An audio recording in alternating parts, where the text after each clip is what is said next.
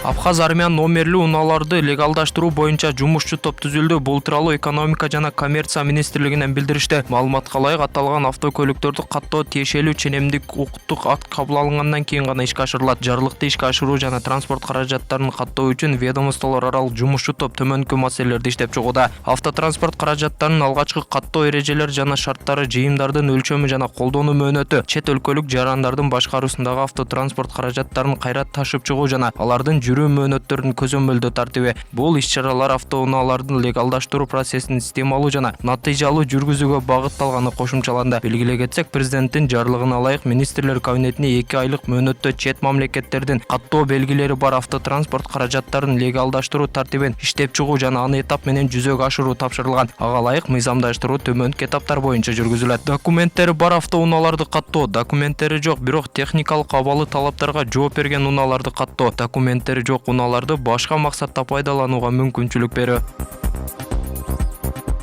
Сауд Арабиясына жаңы медициналык санитардык талаптар жана умурага бара турган чет элдиктер үчүн сунуштар киргизилгенин Кыргызстандын тышкы иштер министрлиги кабарлады. Ага ылайык эми 1 жаштагы баладан тартап бардык курактагы адамдар менингитине каршы эмдөөдөн өтүп тиешелүү сертификатка ээ болушу керек. Эмдөө Сауд Арабияга келерден кеминде 10 күн мурун же вакцинанын түрүнө жараша акыркы 3 же 5 жылдын ичинде алынышы керек дешти министрликтен. Тышкы иштер министрлиги жаңы талаптар менен кененирээк Сауд Арабиясынын саламаттык сактоо министрлигинин сайттан таанышууга болоорун белгиледи.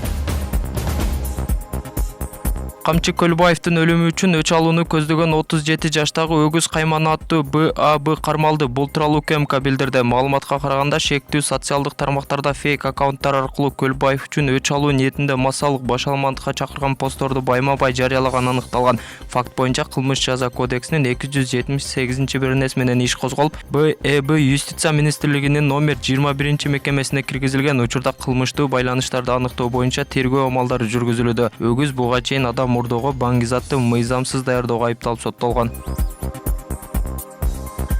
Улуттук банк 2027 жылдан тарта санарип сомду жүгүртүүгө киргизүүнү пландап жатат. Тиешелүү мыйзам долбоору Жогорку кеңеште биринчи окууда жактырылды. Парламентте баяндама жасаган Улуттук банктын төрагасынын орун басары Мел Саттокуровдун айтымында, санарип сом өлкөнүн улуттук валютасынын 3-чү формасы болуп эсептелет жана учурда колдонулуп жаткан накталай эмес акчалар менен катарлаш иштейт. Ал Улуттук банк тарабынан гана чыгарылып көзөмөлдөнүп, коопсуздугу камсыздалат. Депутаттар талкуу маалында санарип сомдун коопсуздугу жана инфраструктуранын даярдыгы тууралуу суроолорду беришти. Маселен, депутат Нилифар Алимжанова санарип сомдун улуттук валютага эквиваленттүүлүгү боюнча суроо көтөрдү. Баяндамачынын айтымында, санарип сом накталай жана накталай эмес сомдор менен бирдей колдонулат жана улуттук валютанын 3-чү формасы тең бир баада болот. Ал ошондой эле бул валютаны интернет жокто деле колдонууга болоорун кошумчалады.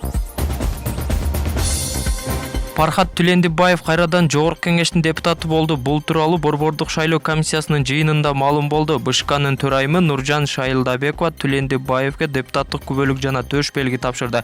Ал Ош шаарынын мэри болуп дайындалып, ыйгарым укуктары мөөнөтүнө мурда токтотулган Жеңишбек Токторбаевдин ордуна келди. Пархат Түлендибаев буга чейин Жогорку кеңештин 6-чакырылышынын депутаты болгон.